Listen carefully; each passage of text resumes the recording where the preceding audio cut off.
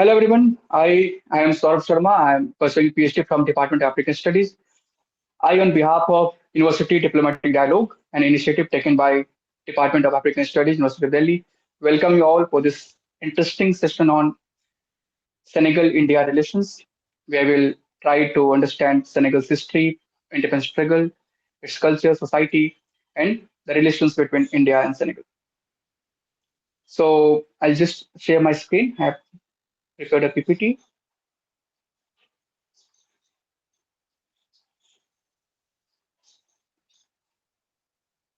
Is it visible? Yes. So first of all, a very happy Senegal Independence Day. These are the sources that I have taken help for this presentation. This is the map of Senegal. So you can see Senegal is located on the west, in the West Asia, on the Atlantic coast, surrounded by Mauritania, Mali, Guinea, and there is another between both the sides of Senegal, that is Gambia, which is right inside the Senegal. So, Senegal is the westernmost country in continental Africa. The name comes from the Senegal River, as is the case with many other countries in Africa. And the river borders it to the east and north. It is also known as the gateway to Africa, since it is called the westernmost country on the continental Africa. The most important city in Senegal is its capital, called Dakar. That capital is really famous among the tourists for its beaches and nightlife, clubs, and all. The Wolof community tribe comprises the two-fifths of the population, and their language is the most widely used in the republic. Although the official language of Senegal is French, but the most commonly used language, the lingua franca, is Wolof. Politically, it is a multi-party republic. The 2001 constitution provides for a strongly centralized presidential regime. So the head of the president can be elected to two five-year terms, and this was one of the reasons for the recent tensions in Senegal, which unfolded during the last election, the this term ceiling. It is also one of the most stable democracies in Africa, since whenever we hear the term West Africa, what comes to our mind, always thinking of we're always thinking of some conflict going on and there and some coups taking place. But Senegal is an exception. It is one of the most stable democracies in Africa and has a long history of participating in international peacekeeping and mediation. From the time it has gained independence from France in 1960, it has never had a coup, military or civilian. Although there was one attempt in 1960s itself, but that was not successful. The Islam is the religion of the vast majority of the population. Around 95% of the population practices Islam. Uh, this Islam is practiced in groups in basically three major groups, which are called Muslim Brotherhoods. The three primary brotherhoods are Qadiri, Tijani, and the Maurids. The spiritual leaders, known as marabouts, they figure prominently in Muslim Brotherhoods and are important in maintaining the social status quo. They are quite influential socially, politically also, and politicians always take their help during the election times. This is the ethnic composition of Senegal. So you can see the Wolof community is the largest community. They form around two-fifths of the population. Thereafter comes the Tukulor, and then you can see the other communities. History. Coming to the history, it is one of the very few countries with evidence of continuous human life from the Paleolithic period to present. So it is not a settlers land. It is a land with continuous settlement since Paleolithic period. Located on the western edge of Africa, its geostrategic location renders it advantageous for the European slave trade, and then that is the region that Senegal and especially Dakar was witness to a long history of trade, slave trade especially, taking place from Dakar and Gori. European powers from the Portuguese to French to Danish. They maintained slave trade. They did slave trade from here and maintained chiefdoms engaged in conflict. At its peak, the slave trade in Senegal ensnared over a third of the population into bondage. In 1850, France abolished slavery and commenced inland expansion, and subsequently they annexed Senegal as part of the French colonial rule. Senegal's path to independence was marked by a multifaceted struggle against colonial rule, primarily under the French domination, although it also saw uh, for a brief period ruled by the Vinci French and also for a brief period by the Australians.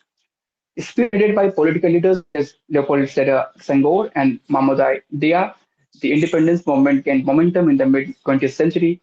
The establishment of political parties like the Senegalese Democratic Bloc and African Development Party, it fueled the push for self-determination, and there were strikes, protests, negotiations, all the possible ways through which they could protest against the colonial rule. They did, and finally they were successful in gaining independence. So after a long struggle on 25th November 1958, Senegal became an autonomous state within the French community. Following a referendum in 1958, Senegal joined the short-lived Mali Federation because historically also Senegal was part of the larger Mali Empire. So, but after gaining independence on June 20, 1960, under the leadership of President Leopold Sedar, uh, following a transfer of power agreement between with France on April 4, 1960, there was some internal political challenges which led to the dissolution of the federation on August 20, 1960, when both Senegal and Sudan, which is later called Mali, separately declared their independence. However, this was not the first experiment with this confederation. Uh, 2 decades later, in 1982, again Senegal and Gambia they formed the Senegambia Confederation. But again, it also goes through the same fate. And in 1989, the intended integration between the two nations, it never happened because there was a sentiment among the Gambians that all the benefits that is going to happen, that is going to be achieved through this confederation, are being taken over by the Senegalians. So there was anger among the Gambians, and that's why this could not materialize into a confederation for so long. This is the first president, the founding father of uh, Senegal. Coming to the economic part, the Senegalese economy has traditionally revolved around a single cash crop, that is peanuts. The government, however, has worked to diversify both cash crops and subsistence agriculture by expanding into commodities such as cotton, garden produce, and sugarcane, as well as by promoting non-agricultural sectors. Recently, the government is also pushing for in areas like fishing, phosphates, tourism as a major source of foreign exchange. Although the conditions of the transportation and power infrastructure placed limits on the amount of expansion possible, the government is actively looking to diversify the economy of Senegal. The society part, Senegal is renowned for its diverse cultural heritage with influences from various ethnic groups such as the Wolof, Fulani, Serer, Akkalevar, the traditional music, dance like the energetic Sabar and colorful festivals such as the Grand Magal of Tauba are integral parts of Senegalese culture. Senegal possesses a sizable and expanding youth demographic. However, they have not been able to turn this huge youth population into demographic dividend due to lack of development. So, despite the nation having a considerable youth demographic with over 60% of its population below the age of 25, which is really remarkable, it has not been able to accrue the most of it from its demographic. This is one of very interesting statue. This is the tallest statue in Africa. This is called African Renaissance Monument. This is a bronze statue which was inaugurated by President Wade in 2010, and this was prepared by one company from North Korea. This is called African Renaissance movement, and it was built to portray the African movement and how the Africans view themselves and how they believe that the 21st century is of African aspirations, and not only aspirations, it is going to be the 21st century has to be the African century. So he made a very interesting statement. He said that the idea behind this monument is, and I am quoting, it brings into life our common destiny. Africa has arrived in the 21st century, standing tall and more ready than ever to take its destiny into hands. Unquote. These are few of the social practices being followed in Senegal for so long and have come under scanner from various sections, international uh, organizations. So polygamy and female genital mutilation is still very prevalent in Senegal. Polygamy, for instance, it remains prevalent in Senegal, reflecting both cultural traditions and religious beliefs. Because most of the majority religion is Islam. So in Islam, there is a provision that a man can marry four wives if he has the ability to sustain four wives. So it is legal and socially accepted also. Even the president, the recently elected president, President Pei, he has two wives. The polygamy is more prevalent in rural areas than the urban areas because in urban areas people are more educated and modernized. So there is a shift in attitude with many younger Senegalese opting for monogamous marriages due to economic constraints and evolving social norms. The another issue with Senegal is of female genital mutilation. Uh, and one point that I missed is, according to 2013 survey, around 30% of the marriages that takes place in Senegal, they are polygamous. So that's still a very huge number in terms of polygamous marriage. Now, coming back to the female genital mutilation part, in Senegal, nearly 2 million girls and women have undergone female genital mutilation. Most of the circumcisions are performed on girls under the age of 5. So you can understand the gravity of this issue, and rarely on girls older than 10. It is one of the 26 countries in the African region where the practice is still common. However, it is not legal. Uh, the government is cognizant of the threat and is stepping up the countermeasures. In 2022, the government adopted national strategy for the elimination of FGM 2022-2030. This complements the penal code, which has punished FGM since 1999. You can see the recently elected President Pei with his two wives. Now, coming to the 2024 elections, 2024 is, as we all know, is the election year across the world. We have in India, we have elections which will begin from a day after tomorrow. Uh, USA is going to election this year. South Africa is going to election. So across the UK is going to election this year. So many countries across the world are going to election this year. So this is the greatest year for election year. And what many observers worldwide believe that this is going to be a landmark for democracy because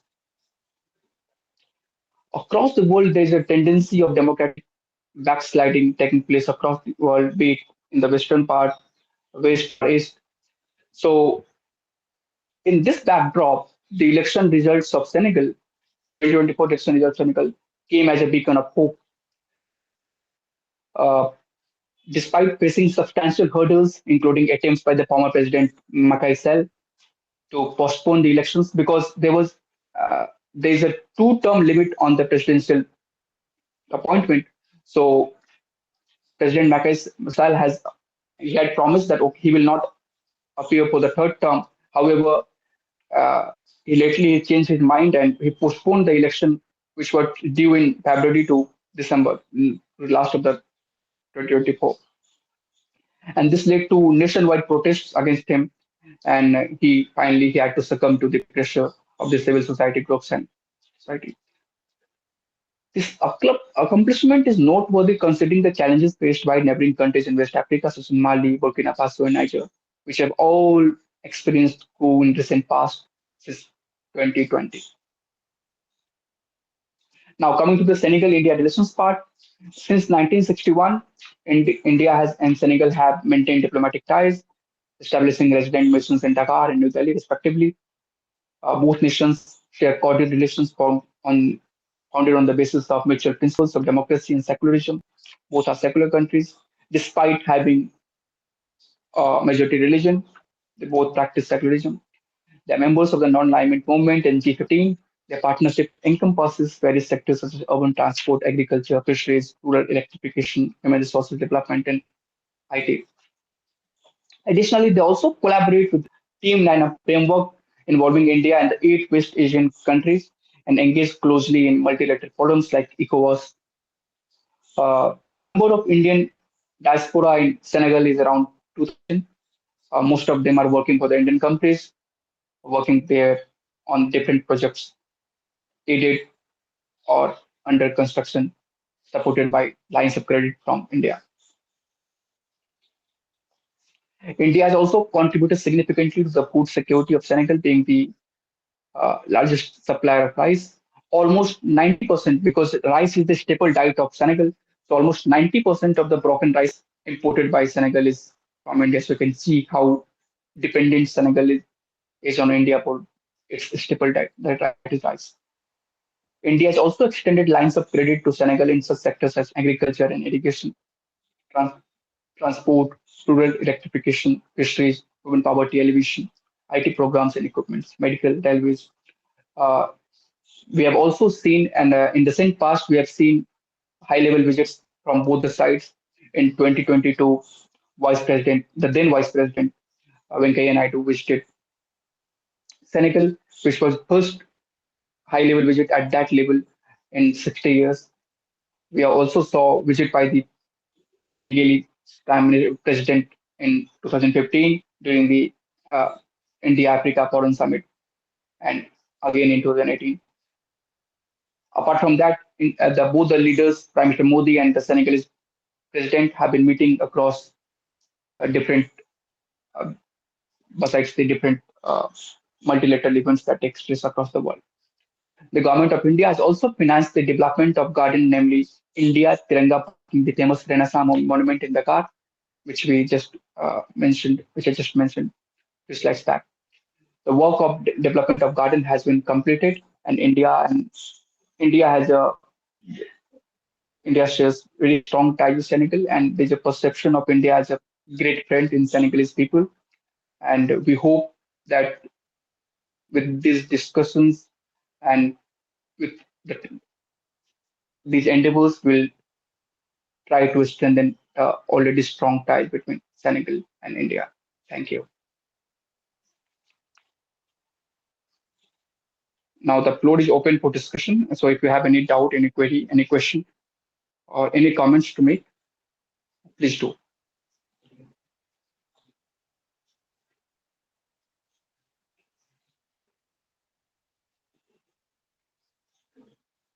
Yes, Abhinav. Thank you, Mr. Saurabh, for wonderful presentation. Thank you, Mr. Saurabh, for wonderful presentation. And I am Abhinav, currently a research scholar at the Department of African Studies, working on the role of Africans in Awadh region in India during 1857 to 58 Common Era. And I was listening to a presentation. There was an important theme that is slavery, which is very relevant to Yeah. the historical part of independence. And uh, people often get confused by the slavery in South Atlantic Ocean and Atlantic Ocean slavery and the Indian Ocean slavery. So I was also working on Yes. Indian Ocean slavery, also called as South Asian slave trade. So I found several differences between transatlantic slave trade and South Asian slavery. So I just want to add two or three points. Uh, when we talk about Please. Western Africa, and earlier we have also discussed the Sierra Leone part. So when we talk about the Western Africa, it is majorly known for uh, the actual slavery, the actual definition of slavery. And Orlando Patterson theorized it as three major points, like there must be violence and brutality, there must be permanent dishonoring, and there must be natal alienation of the slave. Then it would be slavery. But if we look uh, these things in case of South Asian slavery, we will find that things are totally different. Uh, the South Asian slave trade was not based on these things, and many scholars have said that when slaves came from Africa to India, and they were treated as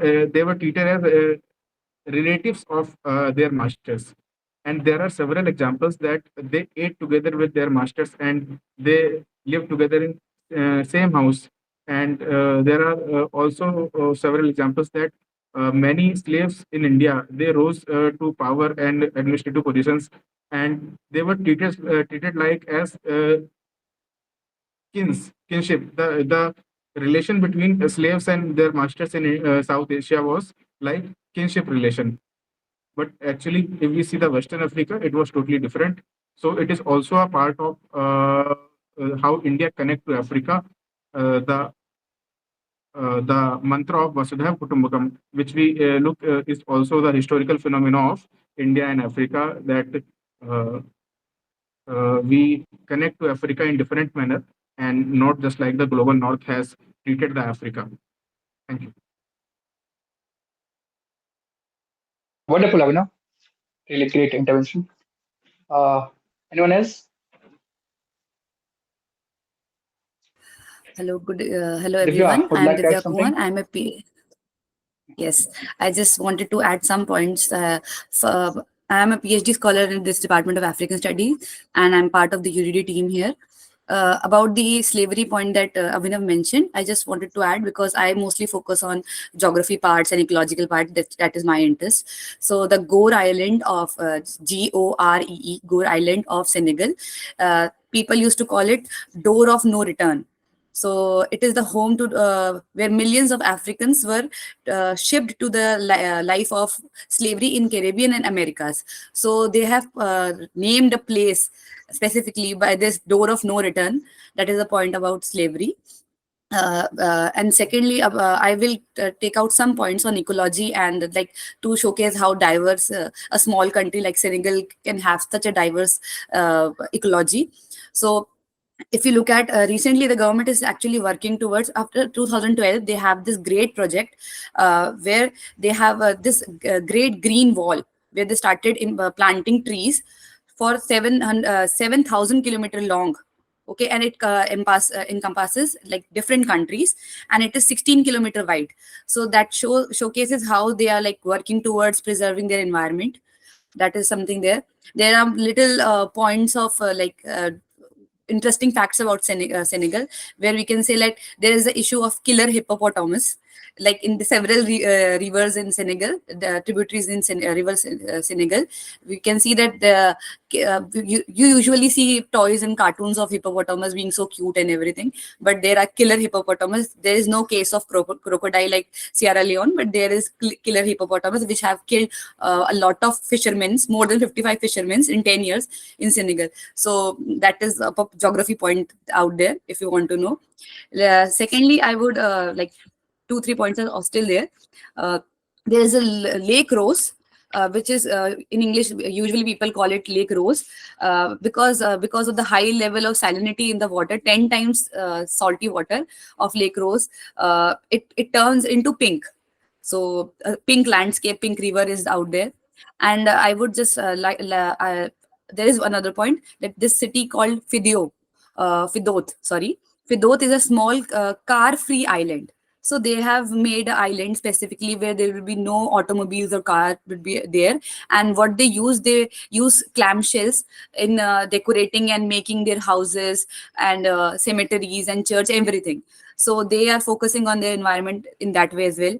Lastly, the lion, like just like we have the tiger project, and how much India has worked towards it, and we are in a very better situation if we compare it to the colonial times. Senegal also faced the issue of lions. So what they did, they, you can see there is a football mascot is there, like a lion is there, in their emblems there is tiger, and their national and national symbol animal is lion.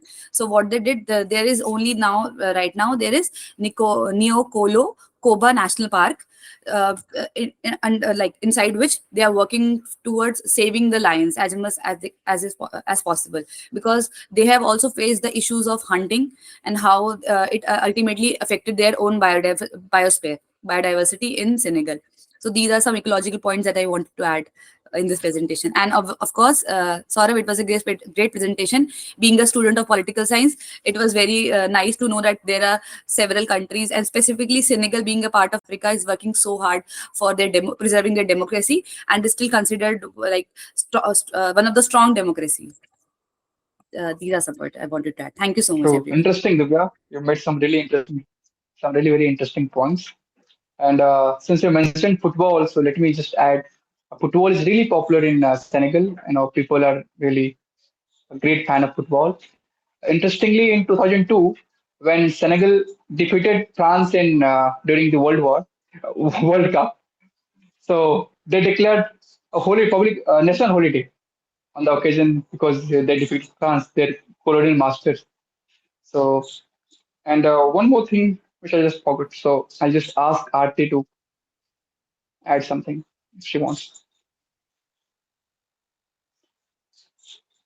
Aarti or Kajal, हाँ, anyone? Saurabh आपकी presentation काफी informative थी, काफी अच्छी थी। मुझे ये point add करना है कि जो 2000 तो जो हमारे वाइस प्रेसिडेंट जब गए थे वहां पे, तो उन्होंने 3 प्रोजेक्ट चलाए थे, जैसे 2022 culture exchange, cooperation in youth matters, visa जी। Free regime. तो मेरा बस ऐड भी करना है, और मुझे जस्ट पूछना भी है कि इनका जो प्रभाव है वहां पे क्या कुछ देखने को मिला है कुछ? प्रभाव तो अभी बहुत कम समय है क्योंकि अभी 2 साल पहले ही हमने वो एमओ साइन किए हैं, तो प्रभाव को नापने के लिए तो बहुत कम अंतराल है वो। पर एक जो प्रभाव खास तौर पर दिख रहा है वो ये कि अगर वाइस प्रेसिडेंट लेवल पर विजिट हो रही है, इसका मतलब है कि दोनों सरकारें, दोनों नेतृत्व जो है, चाहे वो भारत की हो चाहे वो सेनेगल की हो, एक दूसरे के प्रति समर्पित हैं और एक दूसरे को बहुत गंभीरता से दोनों देश देख रहे हैं। तो उसका उदाहरण हमें देखने को मिलता है कि इसके बाद सिर्फ उतना ही नहीं, Prime Minister Modi also, he sent 250 electric vehicles. They are also, cooperating in technical parks, setting up technical parks in Dakar. We have also,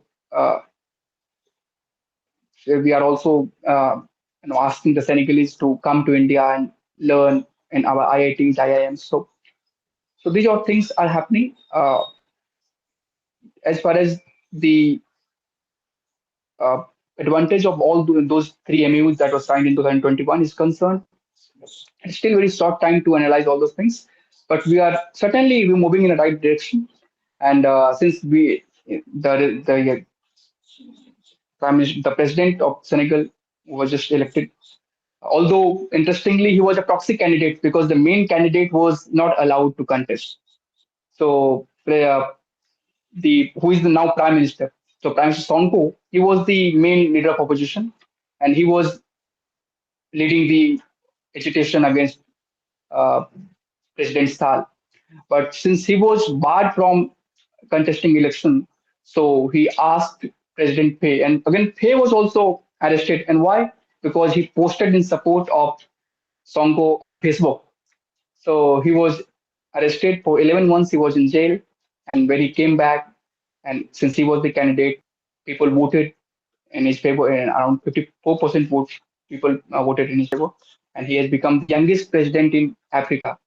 He is just 44. He was previously a tax inspector.